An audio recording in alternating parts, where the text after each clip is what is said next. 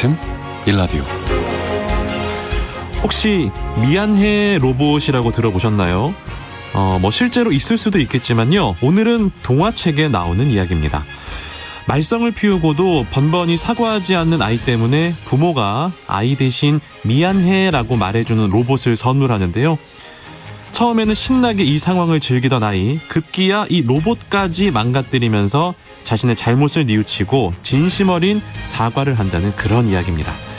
오늘 10월 24일 둘이서 사과를 주고받는, 그러니까 제철을 맞은 과일인 사과를 주고받기도 하고요. 미안한 일이 있는 사이에 서로 사과하고 용서도 받는 사과데이라고 합니다. 동화책 속의 미안해 로봇처럼 현실에서는 누구도 대신해줄 수 없는 것이 바로 사과하는 거잖아요. 늦지 않게, 그리고 진심을 담는 것, 이것이 가장 중요한 사과의 기술일 겁니다. 10월 24일 월요일, 오늘 아침 1라디오 출발합니다. 안녕하세요, 아나운서 강승화입니다. 오늘 아침 1라디오, 오늘도 여러분과 생방송으로 함께하겠습니다. 유튜브 KBS 1라디오 공식 채널, 모바일 콩 어플리케이션을 통해서도 함께 하실 수 있습니다. 자, 오늘 월요일이죠. 오늘은 속담 퀴즈로 시작을 해보겠습니다. 농사와 관련된 우리 속담을 살펴보고 그 속에 담긴 삶의 지혜를 함께 배워보는 시간인데요. 잘 들어보시고요. 빈칸에 들어갈 단어를 맞춰주시면 되겠습니다. 뚜리링! 어제는요, 24절기 중에 18번째 절기로 서리가 내린다는 상강이었습니다. 본격적인 겨울로 들어서기 전인 가을의 마지막 절기인데요. 흔히 이 시기에는 심한 온도차 때문에 서리가 내리고 거기에 온도가 더 낮아지면 얼음이 얼게 되죠. 그러면 오늘의 문제 여기서 드리도록 하겠습니다. 한 해 이것의 맛은 상강에 달려있다.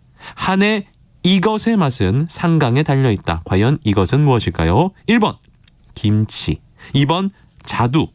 오늘의 속담 퀴즈, 한 해의 이것 맛은 상강에 달려있다. 1번 김치, 2번 자두. 자, 정답을 보내주신 분들 가운데 추첨을 통해서 농촌진흥청에서 제공하는 고수한 웰빙 혼합 잡곡 세트 1분, 향긋한 커피, 모바일 커피 쿠폰 2분께 드리겠습니다.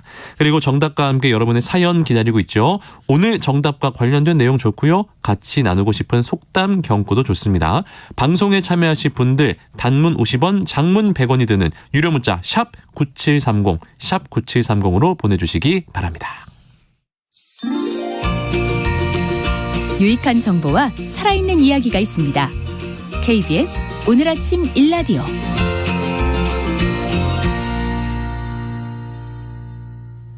한 주간 농가에서 알아둬야 할 주요 농작업 정보를 전하는 시간입니다. 농촌진흥청 대변인실 정병진 농촌지도관 전화 연결해볼게요. 안녕하세요.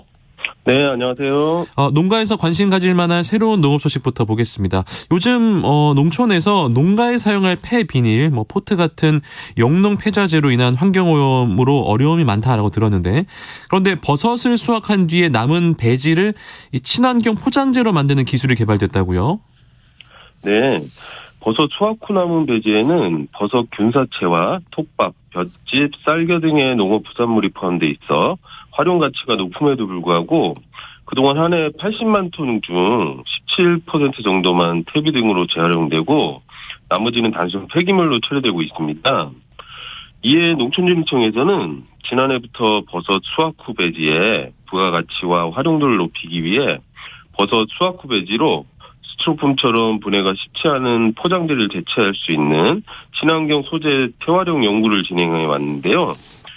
팽이버섯을 수확하고 남은 배지를 멸균하고 추가적으로 양분과 수분을 공급하여 특정 버섯 균사체를 접종해 포장재 모양의 성형틀에 채워 배양하여 친환경 포장 용기를 만들었습니다. 네.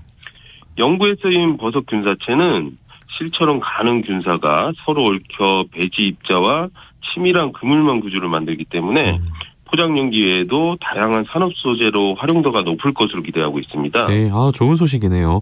네. 이제 11월이 머지 않았습니다. 이번 주 농업 기상 전망도 알아보겠습니다. 이번 주에는 오늘과 내일 강원 영동과 경북 동해안 지역에 비가 오겠고 그 외 난리과 지역들은 대체로 맑을 것으로 예상이 됩니다. 네. 마무리 농작물 수확하는 데 큰 지장은 없을 것으로 보입니다. 기온은 지역별로 차이는 있겠지만 아침 기온이 3에서 14도, 낮 기온은 14에서 21도 정도로 낮겠습니다. 특히 오늘부터 북쪽에서 찬 공기가 내려와서 내일 모레까지 기온이 5도 내외로 춥겠으니 네. 농작물 관리와 건강 관리에 유의해 주시기 바랍니다. 그리고 대기가 점점 건조해지고 있습니다. 네. 산불 등 화재 예방에도 각별히 신경 써주실 것 당부드리겠습니다. 네. 농작물 수확 등 농가에서 실천해야 될 농작업 그리고 농사 정보도 알아볼게요. 일단 벼농사는 지금 어떤 관리가 필요합니까? 네, 벼 수확 작업은 남부 지역 이모작으로 늦문에 기한 일부 지역을 제외하면 이번 주말이면 거의 완료될 것으로 예상이 되는데요. 네. 수확한 벼는 건조 및 저장 여건에 따라 쌀의 품질에 많은 영향을 미치기 때문에 오늘은 건조 및 저장 방법에 대해서 알려드리겠습니다. 물벼는 수분 함량이 22 내지 25% 정도이기 때문에 네. 온도 변화에 따른 호흡량을 억제할 수 있는 적정 수분 함량인 15%까지 건조를 시켜줘야 합니다. 건조 작업 시에는 벼를 너무 높은 온도에서 말리면 품질이 나빠지기 때문에 일반용은 45도에서 50도에서 서서히 말리면 좋은데요. 네. 종조형의 경우에는 40도 이하에서 말리셔야 한다는 점도 기억해 주시기 바랍니다. 그리고 저장 기간 중에 품질을 안정적으로 유지하기 위해서는 벼의 수분 함량이 15%, 저장 온도는 10 내지 15도, 상대 습도는 70 내지 80% 정도로 유지를 시켜주시는 것이 좋습니다. 그 밀이나 보리 파종도 많이들 하고 계실 텐데 밀보리 파종할 때 주의할 사항은 뭐가 있습니까? 밀보리는 월동에 들어가기 전에 본잎이 5 내지 6매가 확보가 되어야 안전한 월동이 가능하기 때문에 지역별로 파종 적기를 잘 지켜주셔야 합니다. 네. 파종 시기 남부 지역은 10월 중하순, 제주도는 10월 상중순인데요. 맹류가 추위에 가장 약한 시기가 본잎이 3 내지 3회가 나왔을 때입니다. 네. 너무 늦게 파종하게 되면 이 시기에 월동하기 때문에 얼어 죽을 수 있다는 점 아셔야 되겠습니다. 또한 파종 전에는 반드시 밀보리 종자를 소독해줘야 종자로 전염되는 이상마름병, 붉은 곰팡이병, 깐부병 등의 병해를 예방할 수 있다는 것도 잊지 마시기 바랍니다. 그리고 자가체중 종자를 계속해서 사용하게 되면 다른 품종이 혼입되어 수량이 떨어지기 때문에 적어도 4년에 한 번 정도는 종자를 바꿔줘야 한다는 것도 기억해 두시기 바랍니다. 네. 마늘이나 양파 재배 농가는 어떤 관리를 해야 할까요? 마늘과 양파를 심은 밭이나 노는 배수로를 잘 정비해 주셔야 토양 가습에 의한 스패를 예방할 수 있습니다. 그리고 피복한 비닐은 흙으로 잘 덮어 바람에 날리지 않도록 고정해서 겨울에 잘 지낼 수 있도록 해주시기 바랍니다. 또한 서리빨 피해를 위해서 솟구쳐 올라온 마늘 양파는 땅에 잘 눌러 고정시켜 뿌리 부분이 완전히 묻히도록 흙덮기도 잘 해주셔야 합니다. 전년도 양파 녹음병이 발생한 포장 및 발생이 우려되는 지역은 정식 후 7일 간격으로 이에 예방적으로 방제를 해주셔야 녹음병 발생 피해를 막을 수 있다는 것도 잊지 마시기 바랍니다. 인삼 재배 농가에서는 묘삼을 옮겨 심는 시기라고 하던데요. 어떤 관리가 필요합니까? 묘삼은 10월 중순에서 11월 하순의 가을 또는 3월 중순, 4월 상순의 봄에 옮겨 심는데요. 가을에 하게 되면 봄철 노동력 집중을 피할 수 있고 모종삼의 조기 발래도 막을 수 있다는 장점이 있습니다. 모종삼은 채굴 직후에 옮겨 심을 때는 소독을 안 해도 되지만 채굴 후 상온에서 일주일 이상 보관한 후 옮겨 심을 때는 병해충 방제 기준에 따라서 침지 소독을 한 다음에 심어야 합니다. 옮겨 심을 때는 모종이 심겨질 부분을 45도 경사지게 하고 모종삼의 끝이 구부러지지 않을 정도로 깊이 파낸 후에 뉘어놓고 흙을 덮어주시면 되겠습니다. 네. 그 환절기에 가축들 관리, 축사 환경 관리도 중요할 것 같은데요. 네, 요즘 낮과 밤의 일교차가 무척 많이 나고 있는데요. 맞습니다. 축산농가에서는 가축 사양 관리와 축사의 방풍 및 보온 관리 등에 대한 철저한 준비가 필요합니다. 가을에는 여름철에 줄었던 가축의 식욕이 왕성해지기 때문에 양질의 사료를 넉넉하게 주고 깨끗한 물도 충분히 줘야 합니다. 한우 농가는 송아지에게 초유를 충분히 주시고 네. 보온 관리를 통해서 호흡기 질병과 설사병 예방에 각별히 신경 써 주셔야 합니다. 그리고 대지는 일교차가 5도 이상이 되면 질병 저항력이 현저하게 떨어지기 때문에 축사 온도 관리에 각별히 신경을 써주셔야 하고요. 닭을 사육하는 농가에서는 열풍기를 미리 점검하여 적정 온도 이하로 내려갈 경우에 열풍기를 가동해 주셔야 합니다. 네, 지금까지 농촌진흥청 대변인실 정병진 농촌지도관과 함께했습니다. 고맙습니다. 네, 감사합니다.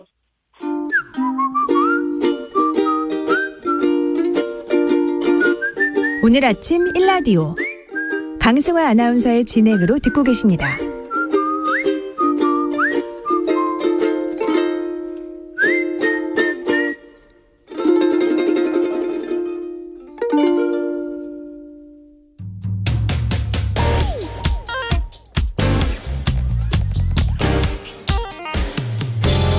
오늘 아침 뉴스 브리핑.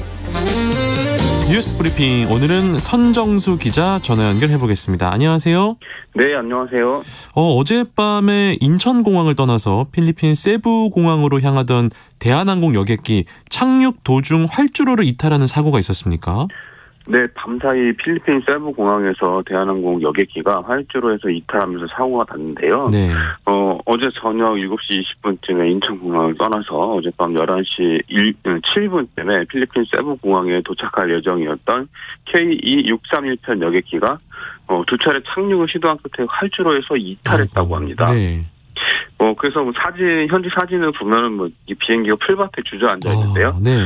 대한항공 공식 트위터에서 착륙 당시에 천둥 번개를 동반한 강한 비로 사고가 발생했다고 했습니다. 승객들은 비상 탈출 장비를 사용해서 기체 바깥으로 빠져나온 걸로 보입니다. 이 사고로 인해서 세부공항의 이착륙이 중단된 것으로 알려졌는데요. 세부공항으로 들어가는 항공기들은 공항을 우회하고 있는 상황인 걸로 전해지고 있습니다. 아무쪼록 큰 피해가 없기를 바랍니다. 어제 정부의 비상경제회의가 있었는데요. 이 자리에서 어떠한 대책들이 논의가 됐습니까? 경기 침체에 대한 불안감이 커지고 있는 상황에서 최근 기업들이 자금을 제때 조달하지 못한다는 목소리가 커지고 있습니다. 사람들이 회사가 발행한 채권, 즉 회사채를 안 사려고 하고 네. 그래서 기업들이 필요한 돈을 끌어오지 못하고 있는 거죠.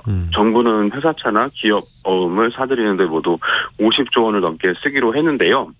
이게 강원도가 레고랜드 건설에 참여했던 산하 공기업에 대해 법정 관리를 신청하겠다고 한 게 이제 충격의 시발점이 됐습니다. 네. 지자체가 보증한 채권도 부도가 날 수 있다는 불안감에 일반 회사채 투자자가 거의 사라진 거죠. 부동산 관련 대출을 확대해온 일부 증권사가 쓰러질 위기에 있다. 이런 식으로 이제 소문이 막 확산이 됐고요. 네. 정부가 대규모 자금을 결국에 투입하기로 한 겁니다. 채권시장 안정펀드 20조 원, 정책금융기관의 회사채, 기업 어음 매입 16조 원, 증권사 지원 3조 원 등 50조 원 이상 규모로 꾸려졌는데요. 당장 오늘부터 1조 6천억 원 규모의 회사채 매입이 시작된다고 합니다. 한국은행도 이번 주 금융통화위원회에서 추가 지원 방안을 결정할 예정인데요. 글로벌 경기가 워낙 침체돼 있고 인플레이션을 막기 위해서 미국이 금리를 계속 급격하게 올리고 있는 상황이라서 돈줄 막힘 현상은 좀 당분간 풀리기 어렵다 이런 전망이 많습니다. 네. 버티고 버텨야겠습니다. 그런 상황이었군요. 정치권으로 넘어가 보도록 하겠습니다. 이재명 더불어민주당 대표를 향한 대선 자금 수사가 속도를 내고 있다는 관측이 나오고 있네요. 네, 주말 사이에 구속된 김용 민주연구원 부원장이 구속 뒤 첫 번째 조사를 받았습니다. 수사의 핵심은 김 부원장이 받았다는 자금의 성격과 어디로 흘러갔는지를 밝히는 겁니다. 김 부원장이 유동규 전 성남 도시개발공사 본부장에게 광주 쪽을 돌고 있다 이렇게 얘기하면서 대선 자금 20억 원을 먼저 요구했다 이런 진술이 나온 만큼 대선 경선을 앞두고 조직관리 자금으로 돈을 받아서 쓸 가능성에 검찰은 무게를 두고 있습니다. 특히 돈이 오가는 과정에 이재명 민주당 대표의 지시나 묵인이 있었는지를 밝히는데 수사의 초점이 맞춰질 것으로 보입니다. 혐의를 전면 부인해왔던 김 부원장은 변호인을 추가로 선임하는 등 본격적으로 법리 공방에 대비하고 있습니다. 이재명 대표도 이틀 연속 의혹을 부인하는 글을 올렸습니다. 대장동 사업자들 입장에서 개발 이익을 빼앗은 이재명이 얼마나 미웠겠냐 이렇게 얘기를 하면서 그들이 과연 원수 같았을 이재명에게 대선 자금을 줬을까 반문하기도 했습니다. 더불어민주당은 지금 특검을 하자고 하는데 국민의힘은 재차 거부하고 있는 모양입니다. 민주당은 내일로 예정된 윤석열 대통령 국회 시정연설을 고리로 정부 여당을 압박하고 있습니다. 조정식 더불어민주당 사무총장은 대통령은 25일 국회 시정연설 전까지 분명하게 답해주길 바란다. 대통령과 국민의힘도 떳떳하다면 지금 즉시 특검을 수용해야 한다. 이렇게 얘기했는데요. 국민의힘은 맞불 간담회를 열면서 역공에 나섰습니다. 정부의 내년도 예산안과 국정 운영 계획이 담긴 시정연설을 듣는 건 국회의 책무다. 이렇게 맞받았는데요. 네. 대장동 특검 요구에는 수사 지연 물타기, 증거 인멸 시도라면서 거듭 반대 의사를 밝혔습니다. 주호영 국민의힘 원내대표는 어제 오후 국회에서 기자간담회를 열고 수사를 늦추는 방편으로 특검을 요구하는 의도가 너무 속보이지 않냐 이렇게 얘기하면서 더불어민주당의 대장동 특검 제안을 수용할 수 없다. 잘라서 말했습니다. 네. 서해 공무원 피격 사건의 책임자였죠. 서욱 전 국방부 장관 구속이 됐습니다. 네, 서해 공무원 피격 사건 당시 군과 해양경찰 책임자인 서욱 전 국방부 장관 그리고 김홍희 전 해경청장이 관련자 중 처음으로 구속됐습니다. 네. 이를 시작으로 윗선인 문재인 정부 청와대 대북 안보 라인을 겨냥한 수사에 속도가 붙을 것이다. 이런 관측이 나오고 있는데요. 법원에 따르면 서울중앙지법 김상우 영장전담 부장판사는 직권남용 권리행사 방해 등 혐의로 구속영장이 청구된 서 전 장관과 김 전 청장의 구속영장을 발부했습니다. 네. 증거인멸 및 도망의 우려가 있다. 이런 이유를 들었는데요. 네. 이 사건 관계자 중에 첫 구속이고 윤석열 정부에서 처음으로 구속된 전 정권 장관급 인사입니다. 이들은 숨진 해양수산부 공무원 고 이대준 씨에 대한 월북몰이를 했다. 이런 혐의를 받고 있는데요. 법원이 구속영장을 발부한 건 사건의 핵심 피의자인 서 전 장관과 김 전 청장의 혐의가 충분히 입증됐기 때문이다. 이런 평가가 나오고 있습니다. 이게 당연히 윗선을 향한 수사도 속도를 낼 전망인데요. 다음 수사 대목으로 수사 대상으로 지목되는 문재인 정부 대북 안보라인 인사들은 네. 서훈 전 국가안보실장하고 서주석 전 청와대 국가안보실 1차장, 박지원 전 국가정보원장 등이 꼽히고 있습니다. 네. 검찰은 당시 청와대 국가안보실이 이 씨에 대한 월북몰이에 조직적으로 관여했다 이렇게 보고 있고요. 감사원 역시 이 사건에서 정부 차원의 조직적인 은폐 왜곡이 있었다고 판단하고 검찰에 수사를 요청한 상태입니다. 네, 알겠습니다. 중국 소식으로 한번 넘어가 보도록 하겠습니다. 중국 공산당 총서기로 재선출된 시진핑 주석이 3기 지도부를 출범시켰는데 그러면은 시 주석은 지금 몇 년째 집권을 하고 있는 겁니까? 굉장히 오래됐죠. 예. 2013년 공산당 총서기와 중앙군사위 주석, 국가주석직에 올랐는데요. 횟수로 10년째 됐습니다. 횟수로 10년이군요. 예, 어제 20기 공산당 중앙위원회 1차 전체 회의 일중 전회라고 부르는데요. 네. 이걸 거쳐서 새롭게 출범한 20기 중앙정치국 위원 24명 가운데 13명이 새롭게 진입한 인사로 파악됐습니다. 네. 개혁 개방 이후 지속된 중국의 집단 지도 체제가 무너지고 마오쩌둥 시대 못지않게 당의 핵심이 된 시 주석에게 결정 권한이 집중됐다. 이런 평가가 나오는데요. 네. 중국의 최고 지도부를 의미하는 당 중앙정치국 상무위원 7명 전원이 시진핑파로 구성됐다. 이렇게 평가가 나옵니다. 네. 기존 10년 또 추가 5년을 넘어서는 시 주석 장기 집권에 무게가 실린다. 이런 전망도 나오고 있는데요. 최고 지도부에서 시 주석의 잠재적인 경쟁 관계인 비주류가 완전히 배제돼서 향후 주석권에 도전할 세력이 지금은 전혀 눈에 띄지 않는 상황입니다. 중국 내정은 물론 대외 관계에서도 시 주석 일파의 주도에 강경 기조가 반드시 관철될 수 있다. 이런 우려도 나오고 있습니다. 그렇군요. 사회면으로 가볼게요. 안타까운 사고가 또 발생했는데요. SPC 계열사에서 있었던 사고가 또 발생했습니다.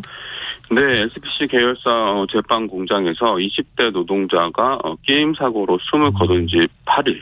어제 또 다른 계열사 공장에서 40대 노동자가 손가락이 절단되는 사고를 당했습니다. 네. 굉장히 안타까운데요. 네. SPC 회장이 사과를 하고 안전관리를 강화하겠다 이렇게 발표한 게 엊그제 같은데요. SPC 계열사인 샤니 성남 공장에서 어제 오전 40대 남성 노동자 A씨 검지손가락 일부가 절단되는 사고가 발생했습니다. 네. 이분은 상자에 담겨서 자동으로 옮겨지는 빵을 검수하는 작업을 했다고 하는데요. 네.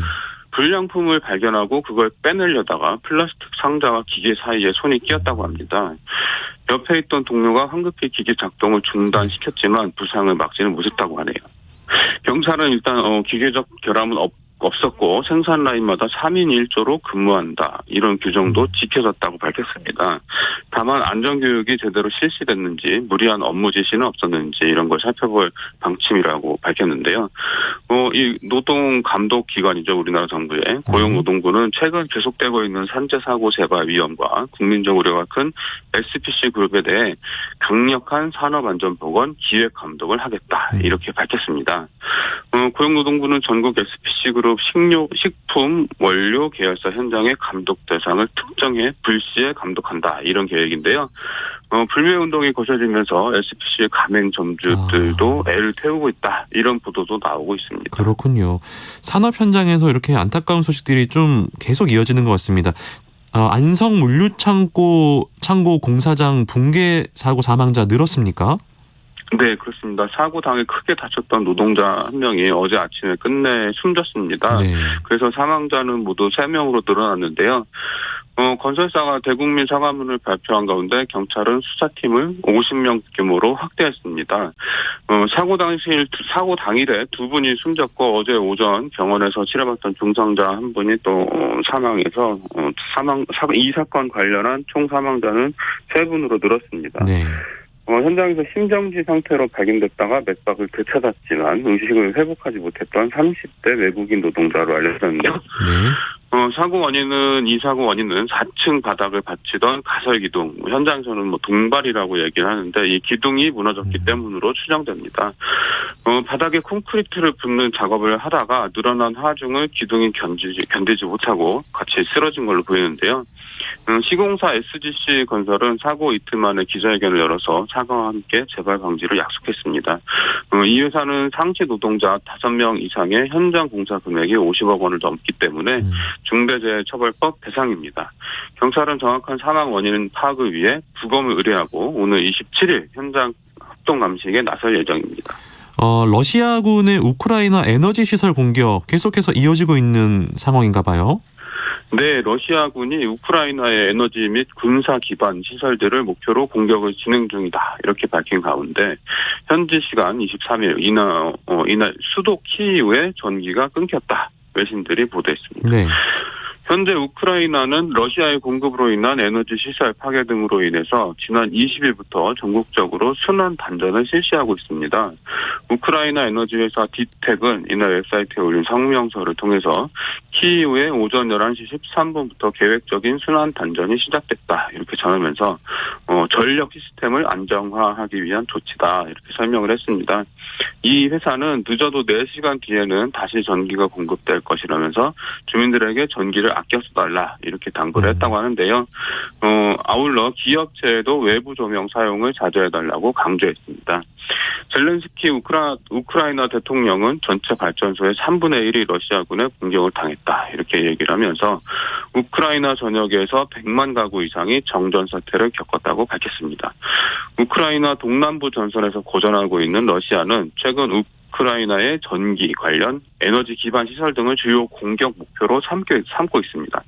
러시아군은 이날도 우크라이나 중부 체르카시라는 지역에 있는 대규모 탄약고를 파괴했고 네.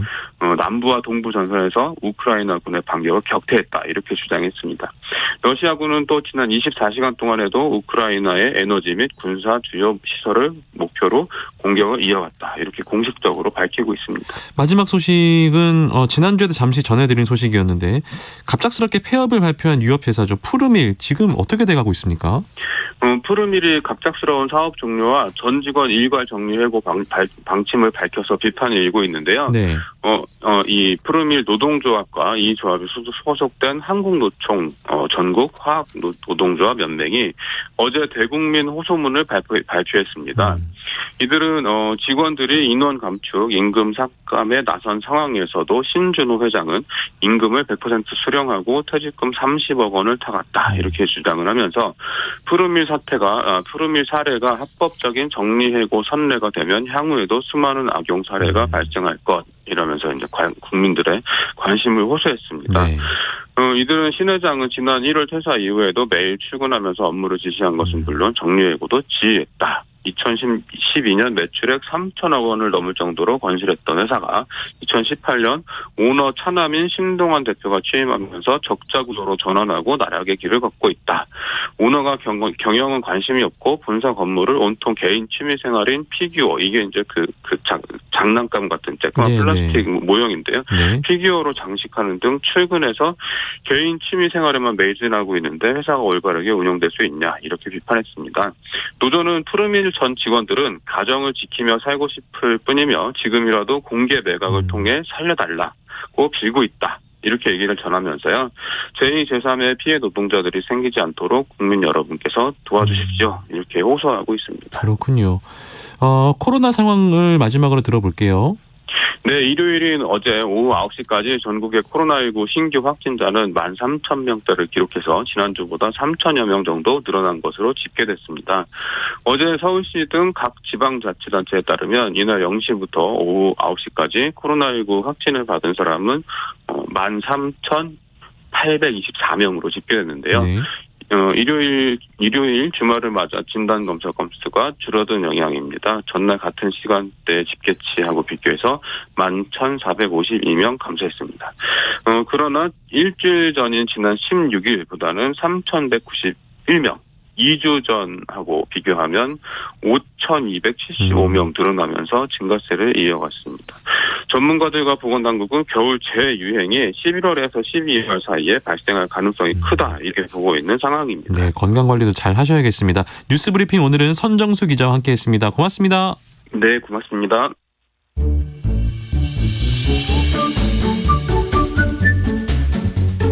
아침을 여는 기분 좋은 습관. KBS 오늘 아침 1라디오.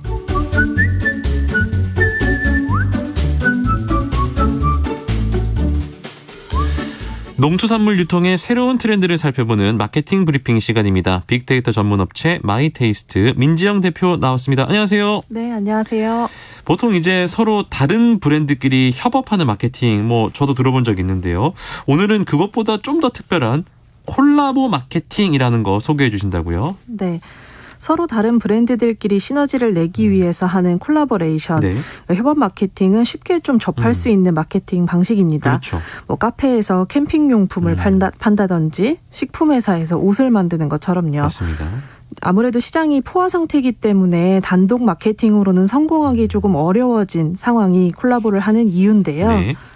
이제는 콜라보에 익숙한 소비자들에게 새로움을 조금 주기 위해서 더 색다른 콜라보 마케팅을 하고 있습니다. 네. 매운 비빔면을 만드는 브랜드에서 화장품 업계와 콜라보해서 비빔면 소스 색깔을 그대로 립스틱에 반영한 재미있는 사례도 있을 정도입니다. 맛있나요, 이거? 글쎄요. 저는 구매하지 못했습니다. 이렇게까지 하는 겁니까? 네. 바로 그 반응입니다. 이 반응이 나온다고요? 네, 소비자들로부터 이런 것까지 한다고? 라는 반응이 나왔을 때 성공했다라는 평을 받을 정도로 다양한 시도를 하고 있는 브랜드들의 최신 콜라보 사례를 좀 소개해드리려고 합니다. 하긴 이제 마케팅이라는 게 관심을 끌기 위한 거니까 네네. 이게 뭐지? 이렇게까지 한다고라는 그런 관심을 끌기 위해서 콜라보를 한다. 아주 기발한 아이디어들이 많을 것 같은데요. 콜라보 마케팅 최근 어떤 업계들이 협업을 해서 화제가 됐습니까? 네, 일단 의류 브랜드와 타이어 업체가 콜라보해서 의류가 출시됐다는. 옷이랑 타이어요? 네네. 타이어 고유의 컬러, 소재 그리고 패턴을 옷의 디자인에 녹였다고 하고요. 네. 또 이 의류 화보는 타이어의 성능을 테스트하는 트랙에서 촬영을 했다고 합니다. 네. 네, 지난주에 팝업 스토어가 열렸는데 여기 방문한 고객들은 솔직히 처음에는 타이어의 이미지 때문에 별로일 것 같았는데 옷이 의외로 너무 멋있고 예뻐서 좋았다 이런 반응이 많았고요. 상상이 안 가네요. 네, 그리고 옷에 숨겨놓은 타이어의 디테일을 찾는 재미도 있었다고 하더라고요. 그리고 빗길에 미끄러지지 않는 기능성 운동화에도 타이어와 동일한 소재를 활용해서 되겠네요. 네. 네, 자동차와 패션업계의 콜라보가 좀 늘어나고 있는 추세인데요. 네, 소비자들도 열린 마음으로 이런 의외의 조합을 좋아해주고 있기 때문에 브랜드들이 다양한 협업을 시도하는 것 같습니다. 이렇게 브랜드 간의 협업이 다양해지면서 요즘에 신진 디자이너들 본인의 브랜드를 홍보할 수 있는 기회도 많아졌다고 합니다. 네, 일단 협업 프로젝트가 많아지고 남들이 좀 하지 않았던 브랜드들을 기업이 찾기 시작하면서 네. 이제는 국내의 신진 디자이너들에게도 문을 두드린다고 하는데요. 특히 1, 20대에게 인기 있는 브랜드를 찾아서 협업을 하고 또 백화점이나 온라인 편집숍에 함께 진출한다고 합니다. 그래서 아직 알려지지 않은 디자이너들은 기업들과 손잡고 대형 유통 시스템에 들어갈 수 있고요. 또 오래된 기업들은 젊은 디자이너들의 마케팅 방식과 또 신규 고객들을 유치할 수 있다는 장점이 있다고 합니다. 그래서인지 글로벌 패션 브랜드가 국내 신진 디자이너와 협업해서 만든 제품들이 네. 정가의 10배가 넘는 가격으로 중고 거래가 되고 있다고 하더라고요. 와, 그렇군요. 정말 그 다양한 이유로 다른 종류의 업계와 콜라보를 하는 모습을 볼 수가 있는데 그 국내 건설사가요. 세계 3대 패션 위크에 참석했다라는 기사를 봤는데요. 아니 건설사가 왜 이렇게 패션 브랜드와 협업을 합니까? 네, 건설사에서 사용하고 남는 폐기물을 새로운 패션 소재로 활용하는 업사이클링 프로젝트의 일환이었습니다. 네. 네, 공사 현장을 지나다 보면 파란색으로 건물 밖을 덮어놓은 것 보실 수 있거든요. 안전망이죠, 안전망. 네, 맞아요. 건설 현장에서 낙하물 방지를 위해 설치하는 수직 보호망인데요. 보호망. 아무래도 이게 환경에 유해하기 때문에 관련 업계에서는 재활용 방안에 대해서 고심을 하고 있다고 합니다. 그래서 이 건설사는 그 버려지는 모든 것을 소재로 쓰는 패션 브랜드와 협업을 해서 수직 보호망으로 가방을 만들었다고 합니다. 네. 그래서 코발트 블루색으로 수직 보호망을 그대로 활용해서 그색 그대로. 네네, 이 가방이 파리뿐만 아니라 뉴욕과 서울 패션 위크에도 참석해서 주목을 받았다고 하고요. 네. 또 같은 맥락에서 스프레이로 뿌려서 완성하는 드레스도 화제가 됐는데요. 스프레이 드레스요? 네, 속옷만 입은 모델이 런웨이에 나오자 그의 몸에 스프레이를 뿌리고 매만져서 드레스를 만드는 퍼포먼스가 무려 400억 원의 바이럴 효과를 만들어냈는데요. 네. 이게 바로 액체 물질이지만 피부나 표면에 닿으면 섬유가 되는 패브리칸이라고 하는 신소재. 이고요. 이건 다시 액체로 되돌릴 수 있어서 지속 가능성이 높다고 합니다. 아, 그렇군요. 이제 건설사의 이미지도 상승시키고 패션업계에서 아이디어도 제공하고 굉장히 좋은 아이디어들이 선보이고 있는데 우리나라에서도 환경을 위해서 어떤 농산물로 가죽을 만드는 데 성공했다고 들었는데 뭘로 가죽을 만들었습니까? 네, 바로 버섯입니다. 버섯으로 가죽을 어떻게 만들어요? 네, 버섯 중에 우리가 식재료로 사용하는 부분이 아니라 균사체라고 부르는 몸통을 활용했는데요. 작년에 한 명품 브랜드에서 바이오테크 기업과 협업해서 버섯 균사체를 활용한 가죽을 원단으로 활용해서 화제가 된 경우도 있었습니다. 혹시 오늘 그 앞에 있는 코너에서 버섯 수확한 뒤에 남은 배지를 이렇게 이제 친환경 포장재로 만든다는 기술이 개발됐다 소식 전해드렸거든요. 버섯이 굉장히 유용한 작물이네요. 네, 뭐 버섯의 재발견이다라고 네. 말씀드릴 수 있겠습니다. 네. 동물 가죽 제품을 만들기 위해서 잔인한 도살 과정을 거친다는 윤리적인 문제뿐만 아니라 이 축산업에서 배출되는 탄소가 환경에 악영향을 끼치기 때문에 아무래도 가죽 생산에 부정적인 시각이 좀 늘고 있고요. 네. 그리고 가죽 생산 과정에서 발생하는 유해 화학 물질도 이슈가 되기 때문에 뭐 다양한 방법으로 가죽을 만드는 연구를 계속 해왔는데요. 네. 뭐 페트병이나 재활용 코르크, 또 선인장, 버섯까지 또 재료가 확장이 되고 있습니다. 네. 네, 국내 자동차 업계에서도 사내벤처를 통해서 그 자동차 시트 가죽을 대체할 버섯 가죽을 연구하고 있고 네. 또 충주시에서 버섯 균사체를 배양해서 가죽을 만드는 데 성공했다고 하니까 곧 버섯으로 만든 가방이나 옷을 실제로 입을 수 있는 날도 또 기대가 됩니다. 아, 그렇군요. 정말 생각지도 못한 재료가 다른 산업에서 활용이 되고 있군요. 강원도에서요. 특산물 소비 촉진을 위해서 의외의 재료로 군침이 도는데 의외의 재료로 맥주를 만들었다고요? 뭘로 만들었습니까? 네, 일단 맥주는 캔 패키지에 브랜드의 로고를 그대로 노출할 수도 있고 또 수제 맥주 양조장도 홍보 효과를 누릴 수 있기 때문에 협업 아이템으로 꾸준히 활용이 되고 있는데요. 그래서인지 식음료와 전혀 관계없는 금융사나 항공사에서도 수제 맥주 브랜드와 협업을 하고 있습니다. 네. 네, 또 다 금융사에서는 고객들에게 제공하는 대회 기념품으로 수제 맥주를 제작해서 좋은 반응을 얻기도 했고 네. 또 고객들의 성투를 응원하는 마음으로 붉은색 패키지로 또 협업 맥주를 출시하기도 했고요. 갖고 싶네요. 네, 강원도의 청년 사업가들은 강원도의 특산물 하면 생각나는 감자 로스 맥주를 개발했다고 합니다. 예상했습니다. 저는 그 둘 중에 하나일 줄 알았어요. 저기 뭐야. 갑자기 기억이 안 나는 저기 곤드레 아니면은 감자일 거다 생각했는데 감자였군요. 네. 예. 또 감자뿐만 아니라 강원도에서 나고 자란 농산물들을 다양하게 활용하고 있다고 하는데요. 네. 강원도산 팥을 활용한 흑맥주도 있고요. 팥 흑맥주. 네, 그리고 맛있겠는데 이거. 우리가 펍에서 흑맥주를 마시면은 네. 위에 설탕을 뿌려주잖아요. 이 그렇죠. 대신에 인절미 가루를 뿌려준다고 합니다. 너무 한 번에 들이키면 콧구멍에 들어갑니다. 네. 인절미 조심하셔야 되죠. 네. 또 복숭아 맥주, 오! 소양강 복숭아 우와! 맥주나 영월 토마토 맥주도 와, 만들고 있다고 하고요. 진짜요? 네, 막걸리에 쓰이는 효모를 활용한 맥주까지 시도하고 있다고 해요. 그래서 재료 자체는 색다르지만 또 지역 고유의 식재료들을 활용하려는 노력이 좀 멋있어 보이더라고요. 진짜 이게 멋스럽다. 좀 이게 뭔가 트렌드하다 이런 느낌이 들더라고요. 네. 전통 누룩에서 나온 효모로 화장품을 만든 막걸리 제조업체도 있다고요? 네, 그 술을 만드는 주조사의 손이 희고 부드러워서 효모를 연구하기 시작했다라고 하는 화장품 브랜드들의 네네. 이야기 들어보신 적 있으실 거예요. 네, 국내에서 전통 막걸리 양조장과 화장품 브랜드가 협업해서 만든 제품들이 있습니다. 네, 천연 안반수, 누룩, 농축된 쌀, 막걸리 원액 추출물 이게 모두 막걸리 제조에 활용되는 재료인데 그렇죠. 이를 그대로 화장품의 원료로 사용해서 기능성 화장품을 개발했다고 하고요. 네. 또 이렇게 협업해서 쌀로 만든 기초 화장품을 출시하고 이 제품을 구매하면 막걸리 제조 키트를 또 같이 제공을 한다고 합니다. 좋은데요? 네, 그래서 전통주 브랜드들과 협업하는 뿐만 아니라 국내산 미나리나 당근을 활용해서 비건 화장품까지 만든다고 하니까 오히려 농산물을 활용한 도전들이 조금 더 과감해 보이더라고요. 그렇군요. 오늘 다양한 2세 콜라보 사례 소개해 주셨는데 마지막으로 성공적인 콜라보 마케팅 전략 잘 짜기 위한 노하우가 있을까요? 네, 제가 오늘 패션 업계에서 좋은 반응을 얻는 사례 소개도 했지만 네. 또 비판을 받는 브랜드들도 있습니다. 그렇죠. 네, 대형마트 쇼핑백 혹은 감자칩 브랜드와 협업해서 감자칩 봉투 그대로의 클러치를 만든 명품 브랜드들도 있거든요. 네. 그래서 뭐 과자 쓰레기처럼 보인다 이런 평가를 받고 있기도 하고요. 네. 아무래도 의미가 없이 콜라보를 한 것 같다 이런 비판을 받는 것 같습니다. 네. 그래서 이종 산업이라도 추구하는 가치를 갖게 한다면 더욱 시너지를 낼 수 있는데요.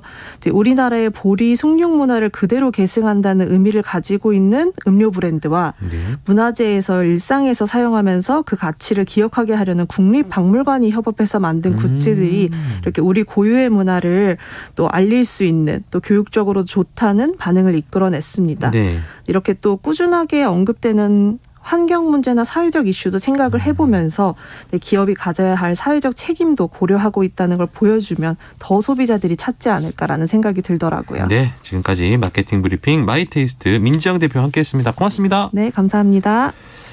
자, 오늘 속담 퀴즈가 있었습니다. 한 해 이것의 맛은 절기상강에 달려있다. 정답은 1번 김치였습니다.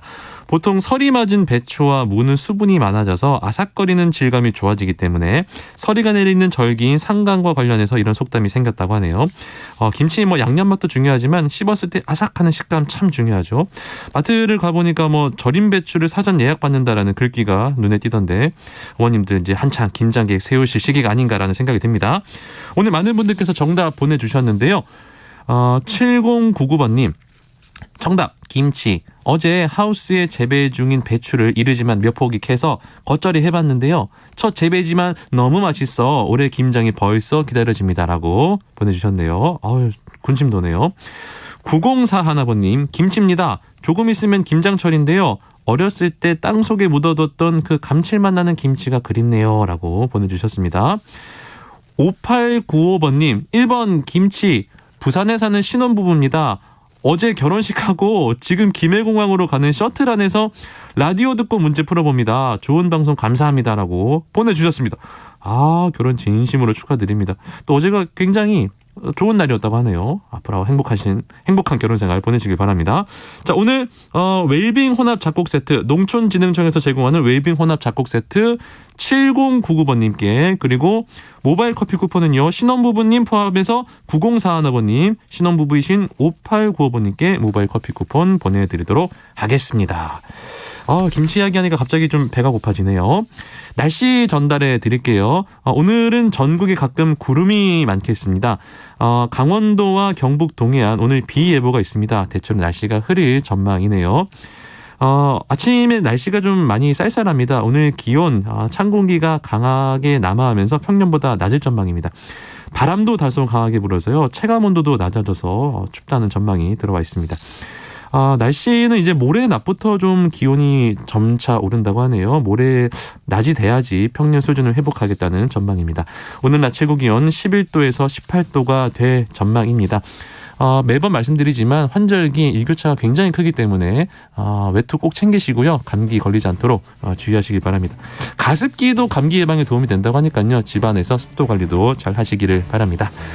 오늘 아침 일라디오 오늘 순서는 여기까지입니다. 오늘도 건강한 하루 보내시고요. 저는 내일 다시 찾아올게요. 아나운서 강승화였습니다. 고맙습니다.